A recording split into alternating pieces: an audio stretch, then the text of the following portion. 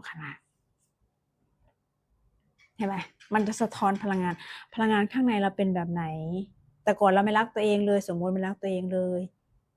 ค่าความถี่อยู่ที่50เมกะเฮิรตซ์ข้างนอกก็จะ50เมกะเฮิรตซ์คนที่แสดงกับเราในโลกของเราจะเป็นแบบนั้น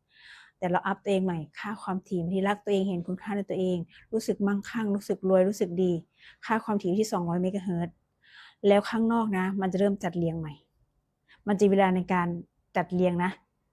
ใช้เวลาเพราะโลกนี้มีเวลามีการเวลาแต่จิตต้องไปก่อนจิตไม่มีการเวลาไงแต่โลกนี้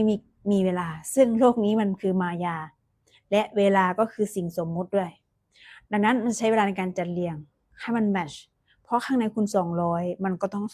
200แต่ถ้าข้างในคุณ50มันก็คือ50โลกภายในสอนโลกภายนอกคนที่รู้กฎนี้คือเขาจะมาเปลี่ยนโลกภายใน